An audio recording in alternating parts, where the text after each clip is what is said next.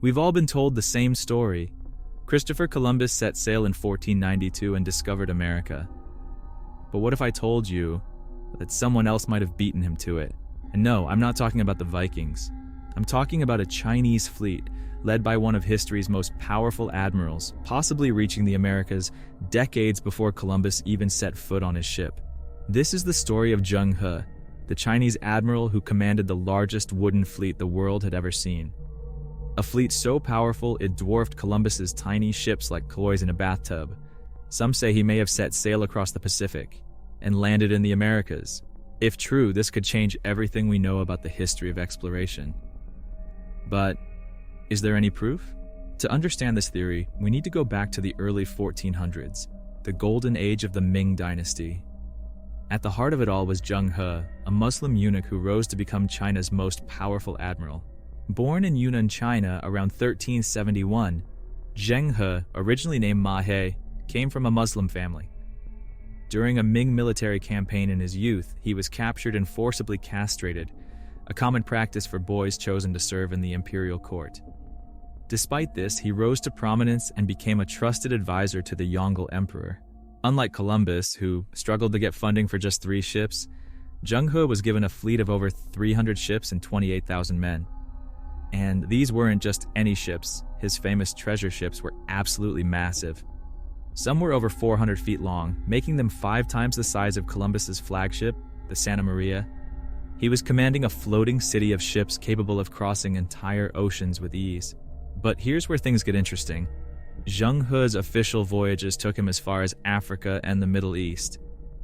But some historians believe he may have gone farther, much farther.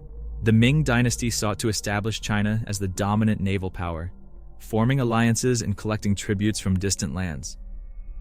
Many of the rulers Zheng He encountered were in awe of China's fleet, and some even offered their own emissaries in return. His fleet visited places like the Swahili coast in East Africa, India, and the Arabian Peninsula. The cultural exchanges were profound. Records suggest that Zheng He brought back exotic animals such as giraffes and zebras to the Chinese court. If his voyages reached Africa, could they have also reached the Americas?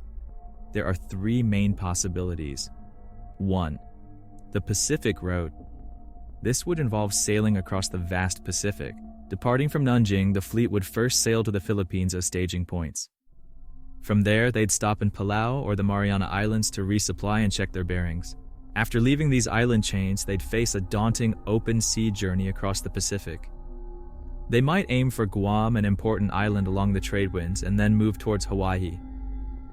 This part of the journey would be the hardest, requiring expert navigation using the stars, ocean currents, and the wind.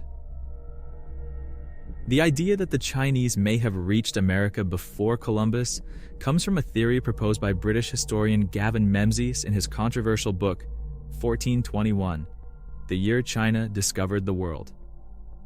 Menzies claims that Zheng He's fleet sailed across the Pacific and reached North and South America as early as 1421, 71 years before Columbus and 400 years before the British colonies. Sounds crazy? Well, let's look at the evidence. According to Menzies, the Chinese fleet may have mapped coastlines of both Americas, leaving behind traces of their visit. In 2002, reports emerged of a buried medieval Chinese junk under a sandbank in the Sacramento River. Carbon dating of the ship's hull placed its construction around 1410, the era of Zheng's legendary voyages.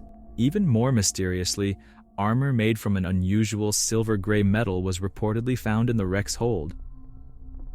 A local expert identified it as medieval Chinese in origin. But before further studies could be conducted, the armor was lost. In particular, Menzies points to an ancient Chinese document known as the Malkun Map, which allegedly depicts landmasses resembling parts of the Americas.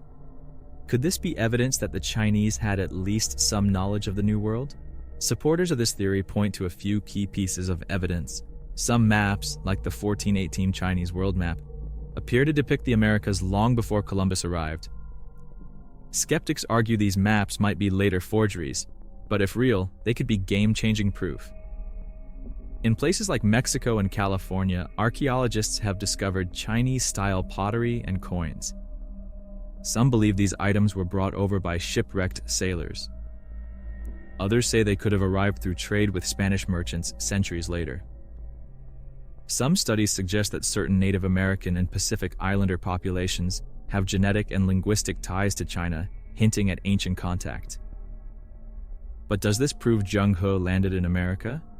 Or did Chinese traders reach these lands over thousands of years instead of in a single voyage? Let's take a closer look at some of these findings. One discovery that continues to spark debate is the presence of early Chinese jade artifacts found in Mesoamerica. Some experts argue that these artifacts are evidence of direct trade routes between China and pre-Columbian civilizations. One of the greatest obstacles to uncovering the truth is that much of Zheng He's history has been erased. In 1433, after Zheng He's death, the Ming dynasty turned inward. The new emperor saw exploration as a waste of resources and ordered the treasure fleet to be dismantled. The government systematically burned records of Zheng He's voyages. By the late 15th century, China had abandoned the seas entirely.